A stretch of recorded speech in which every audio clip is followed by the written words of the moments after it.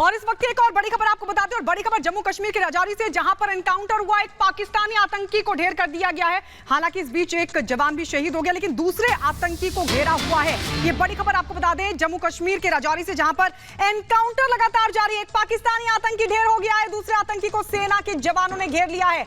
मुठभेड़ में एक जवान शहीद हो गया है, 4 जख्मी हुए हैं। नरला बंबल के जंगल में यह मुठभेड़ हुई है।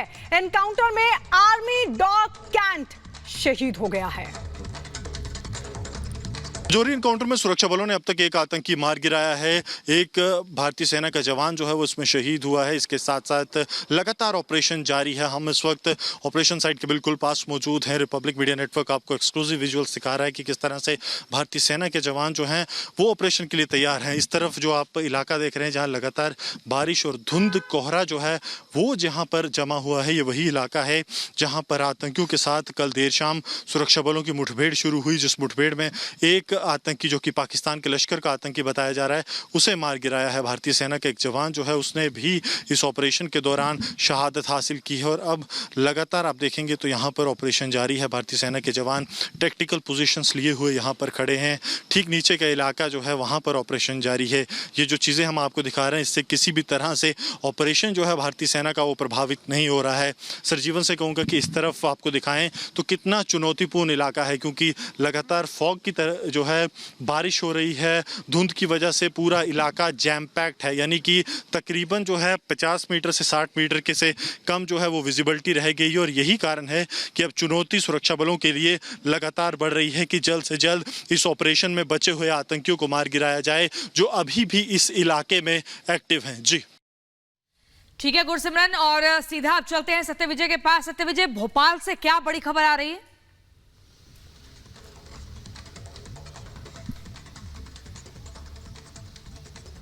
यह देखिए, मध्य प्रदेश की राजधानी भोपाल से बड़ी खबर है, जहां पर पेशाब कांड की तरह की एक घटना होने की आशंका है।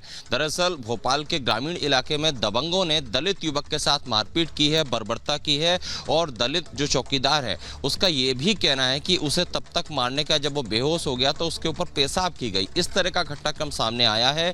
इस पूरे घटनाक्रम में पीड़ित युवक चूंकि अस्पताल में भर्ती है, उसके साथ जो मारपीट की इसके हाथ से उसका इलाज चल रहा है, और उसकी शिकायत पर 5 आरोपी जो है उन्हें गिरफ्तार कर लिया गया है। लेकिन मुख्य आरोपी जो है, जो कि सरपंच पति बताया जा रहा है, शेरू मीना, उसकी अभी तक गिरफ्तारी नहीं हुई है। पूरा विवाद सरकारी जमीन पर कब्जे को लेकर है, जिसको कि चौकीदार ने रोका तो इसके बाद दबंगों ने उसके साथ मारपीट की, बर्बरता की। उसे स्कॉर्पियो में किडनैप करके एक जगह से दूसरी जगह ले जाते हैं और उसे तब तक मारते हैं जब वो बेहोश हो जाए। बेहोश होने के बाद उसे उसके ऊपर पेशाब करने का आरोप। हालांकि इस बीच तमाम जो सहयोगी जुड़े ग्राउंड से उन सभी का शुक्रिया। खबरें बढ़ेंगे आगे और बात करेंगे अयोध्या की, जहां पे अयोध्या में मिले हैं मंदिर के अवशेष। ये बड़ी खबर आ रही है अयोध्या से, जहां पर प्राचीन मंदिर के कई अवशेष मिले हैं। राम जन्मभूमि की खुदाई में मिले अवशेष, कई मूर्तियां, मंदिर के स्तंभ यहां पर खुदाई में मिले हैं। राम मंदिर तीर्थ क्षेत्र ट्रस्ट के अध्यक्ष, यहां माफ कीजिएगा, जो सचिव है चंपत राय, उन्होंने यहां पे तस्वीरें जारी की हैं। और जिस तरीके से जो अवशेष मिले हैं, ये तस्वीरें आपकी टीवी स्क्रीन पर है। आपको याद होगा किस तरीके से सुप्रीम कोर्ट के फैसले के बाद 2.66 एकड़ का वो एरिया हैंडओवर किया गया था ट्रस्ट को। लेकिन ट्रस्ट के बाद जब खुदाई वहां पर हुई तो ये पाया गया कि बहुत सारी चीजें, बहुत सारे अवशेष, मूर्तियां, स्तंभ वहां पे खुदाई के बाद मिले। हालांकि अब जब मंदिर के उद्घाटन की बेला है तो अब इन अवशेषों को लोगों के लिए सामने ला दिया गया है। कैमरे पर तस्वीरें दिखाई दे रही हैं आपको कि किस तरीके से यहां पर जो खुदाई में चीजें मिली थी वो यहां पर दिखाई दे रही हैं आपको, यानी कि मंदिर के अवशेष, प्राचीन मंदिर के यहां पर आपको जो अवशेष है वो दिखाई दे रहे टीवी स्क्रीन पर। एक्सक्लूसिव तस्वीरें अयोध्या से। तो प्राचीन मंदिर के असली सबूत है यहाँ पर दिखाई दे रहे हैं। और देखिए किस तरीके से यहाँ पर स्तंभ है, चाहे अवशेष हो, चाहे प्राचीन मूर्तियां हो, इन सबको लेके तमाम राम भक्तों की ओर से बड़े बड़े दावे तो किए गए थे। लेकिन अब ये तस्वीरें आपके सामने भी हैं, जब ये दावा किया जाता है कि वहां पर मंदिर था और किस तरीके से सब कुछ जमीन के अंदर था, ये सब सामने आ गया। और अब बात करेंगे उत्तराखंड की। उत्तराखंड के मदरसों में अब संस्कृत पढ़ाई जाएगी। जी हां, उत्तराखंड के मदरसों में अब संस्कृत पढ़ाई जाएगी। इस बात की जानकारी जो मदरसा बोर्ड के अध्यक्ष हैं उनकी तरफ से दी गई कि अब उत्तराखंड के मदरसों में भी संस्कृत के पाठ्यक्रम को शामिल किया जाएगा। रिपोर्ट आपको दिखाते हैं।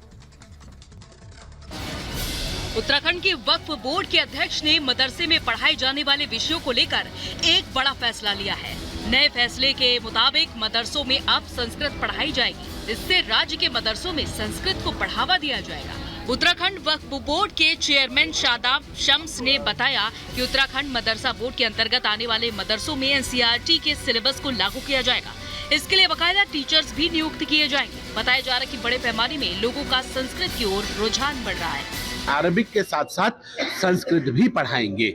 मेरे बच्चों को अब हर लैंग्वेज पढ़ने का अधिकार होगा। मैं ये मानता हूँ कि अब वक्त आ गया है बदलने का, और अब समाज भी बदलने के लिए पूरी तरह से तैयार है। शम्स ने ये भी बताया कि फिलहाल 117 मदरसों में भी संस्कृत की शिक्षा दी जाएगी। पढ़ाई के साथ स्मार्ट क्लास की भी व्यवस्था की जा रही है। संस्कृत विषय को बढ़ावा देने के लिए संस्कृत में कुरान लिखी गई है। इस कुरान को मदरसा शिक्षा कमेटी में भी शामिल किया गया है। Bureau report.